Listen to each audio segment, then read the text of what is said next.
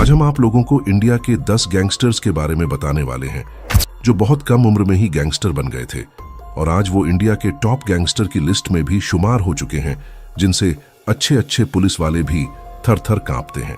Number 10 पर आता है अमन साहू। ये आज झारखंड के टॉप गैंगस्टर में से एक है जो बहुत कम उम्र में गैंगस्टर बन गया था। ये चोरी, डकैती, लूटमार, मनी लॉन्ड्री, मर्डर जैसे क्राइम अंजाम दे चुका है और कई बार ये पुलिस को भी चकमा दे चुका है।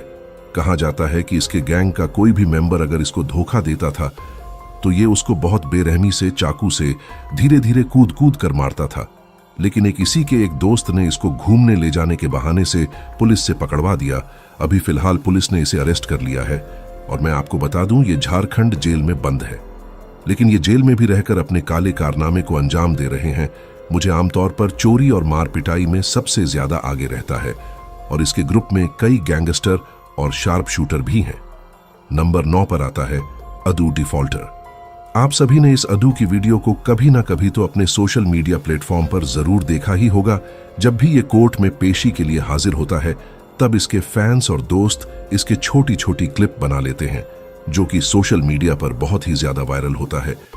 ये फिलहाल अभी बंद है ऐसा बताया जा रहा है, लेकिन मैं आपको बता दूं ये सिर्फ 16 से 17 साल का है, क्योंकि ये नाबालिग है इसीलिए पुलिस ने इसको फिलहाल के लिए छोड़ दिया है।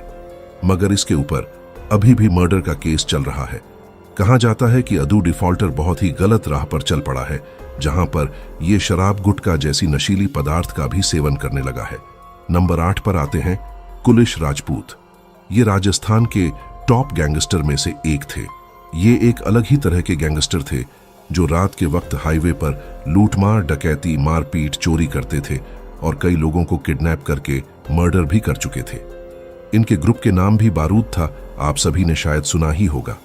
दोस्तों, ये गैंगस्टर कम बल्कि एक चोर की तरह ज्यादा देखा जाता था।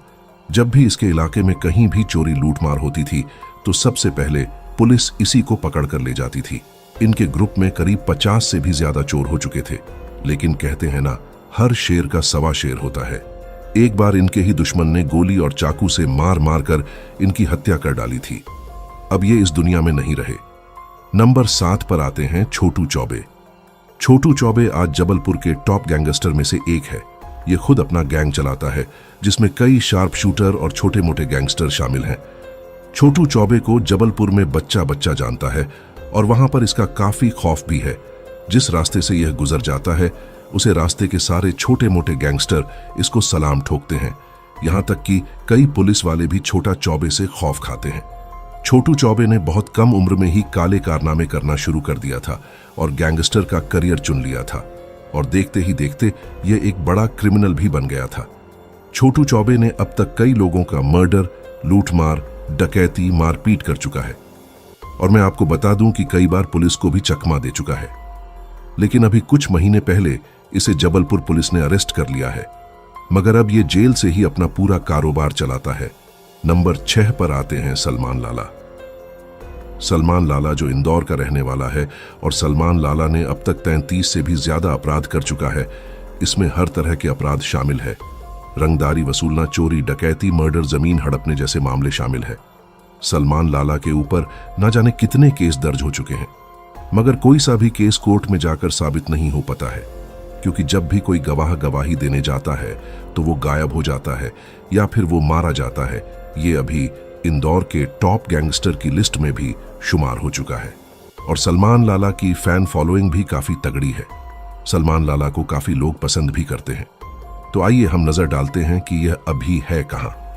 तो मैं आपको बता दूं, सलमान लाला अभी फिलहाल जेल से बाहर है, क्योंकि इसने अभी तक कई बार जेल की हवा खाई है और इसके ऊपर कई केस अभी भी दर्ज हैं, जिसकी वजह से यह काफी छुप छुप कर रहता है।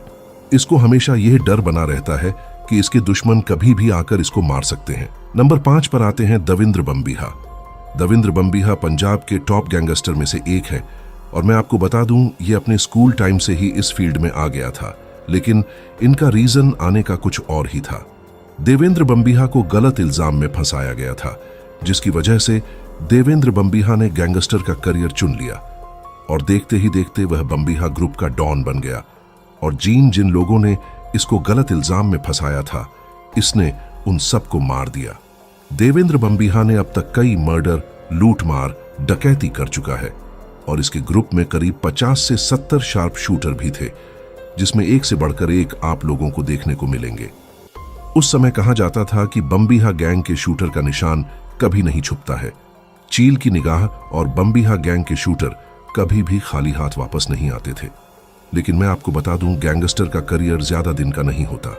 साल 2016 में पंजाब पुलिस ने इस देवेंद्र बम्बिहा का एनकाउंटर कर दिया था। अब वो हमारे बीच नहीं रहे। नंबर 4 पर आते हैं सूखा कालवा। सूखा कालवा का तो आप लोग जानते ही होंगे। ये पंजाब के सबसे कम उम्र के गैंगस्टर में से एक थे और साथ ही साथ ये पंजाब के टॉप 10 गैंगस्टर में भी इनका नाम शामिल हो चुका था। पंजाब के भटके हुए युवा इसको अपना रोल मॉडल मानते थे। सूखा कालवा कई बार नशीली पदार्थ का तस्करी करते हुए भी पकड़ा गया था, लेकिन सबूत न मिलने की वजह से इसको जेल से बरी कर दिया गया था। इन्होंने बहुत कम समय में बहुत सारा नाम, फैम और पैसा भी कमा लिया था। सूखा कालवा ने ना जाने अब तक कई मर्डर, लूटमार, डकैती और ना जाने कितने खतरनाक कानूनी अपराध कर चुके हैं। इसने जितना भी गुनाह किया था वो सरेआम सबके सामने किया था, लेकिन इसका खौफ इतना ज्यादा था कि लोग गवाही देने से डरते थे और जो गवाही देने जाते थे या तो वो मारे जाते थे या तो गायब हो जाते थे। कई बार पुलिस के एनकाउंटर से भी ये बच चुके हैं। कहा जाता है कि एनकाउंटर से ये इसलिए बच जाता था क्योंकि इसके ऊपर बहुत बड़े बड़े पॉलिटिशियंस का हाथ था। सूखा कालवा के ऊपर आज कई लाइफ स्टोरी, बायोग्राफी जैसे वीडियो अपलोड हो चुके हैं। लेकिन मैं आपको बता दूं, सूखा कालवा को ही एक दोस्त ने इसी के दुश्मनों से मिलकर गोली मारकर हत्या करा दी थी। नंबर 3 पर आते हैं नीरज भवाना। नीरज भवाना को दिल्ली का दाऊद इब्राहिम कहा जाता है। एक समय था जब लोग इसका नाम सुनकर थार थार कपते थे। पुलिस भी इसके इलाके में जाने से डरती थी। ये बड़े बड़े व्यापारियों से रंगदारी वसूलता था और रंगदारी न मिलने पर वो उन व्यापारियों को मौत के घाट उतार देता था। इसका खौफ इतना था कि इसके एक फोन कॉल घूमने से करोड़ों रुपए की रंगदारी इसकी जेब में आ जाती थी। नीरज भवाना ने अब तक कई मर्डर कर चुके हैं और कई बार जेल से फरार भी हो चुके हैं। नीरज भवाना को दिल्ली का डॉन भी कहा जाता है, लेकिन आज भी वह जिंदा है और तिहाड़ जेल की सलाखों के पीछे सजा काट रहा है। नीरज भवाना के ऊपर अब तक 100 से भी ज्यादा केस दर्ज हो चुके हैं। नीरज भवाना ने बहुत कम उम्र में ही गैंगस्टर का करियर चुन लिया था और देखते ही देखते आज वह इंडिया के टॉप गैंगस्टर की लिस्ट में भी शुमार हो चुका है। उसके बाद हमारी लिस्ट में नंबर 2 पर आते हैं दुर्लभ कश्यप। दुर्लभ कश्यप को आज किसी भी तरह के इंट्रोडक्शन की जरूरत नहीं है। आज ये इंडिया के सबसे बड़े गैंगस्टर की लिस्ट में शुमार हो चुका है। पतला शरीर, माथे पर लाल टीका, आंखों में काला सुरमा और कंधे पर एक काला गमछा, यही थी दुर्लभ कश्यप की पहचान।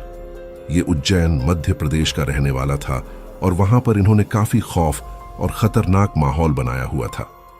दुर्लभ कश्यप के नाम से बड़े बड़े लोग डर जाते थे क्योंकि दुर्लभ लोगों से सुपारी लेता था और उनका हर तरीके का काम करता था, चाहे वह जमीनी विवाद हो, आपसी रंजिश हो या फिर किसी का मर्डर करना हो। लेकिन वहीं कुछ लोग आज भी इन्हें काफी पसंद करते हैं और इनकी फैन फॉलोइंग भी काफी तगड़ी है। मरने के बाद भी दुर्लभ कश्यप को काफी लोग याद किया करते हैं। दुर्लभ कश्यप के ग्रुप में करीब 100 से भी ज्यादा बदमाश और शार्प शूटर हो चुके थे। लेकिन कहते हैं ना, गैंगस्टर्स की ज्यादा दिन की हवा नहीं चलती। इसी तरीके से इनको किसी अपने ही दुश्मन ने गोली मारकर, चाकू मारकर और भी बहुत सारे तरीकों से इनकी हत्या कर डाली थी। वो अब हमारे बीच नहीं रहे। साल 2020 में इनका मर्डर हो गया था। नंबर 1 पर आते हैं लॉरेंस बिश्नोई। कैसे एक सीधा साधा लड़का जो किसी से ज्यादा कुछ बात भी नहीं करता था, कैसे बन गया इंडिया का मोस्ट वांटेड गैंगस्टर। अगर आप लॉरेंस बिश्नोई की पूरी कहानी जानना चाहते हैं तो स्क्रीन पर वीडियो आ रही है, क्लिक करके जरूर देखिएगा।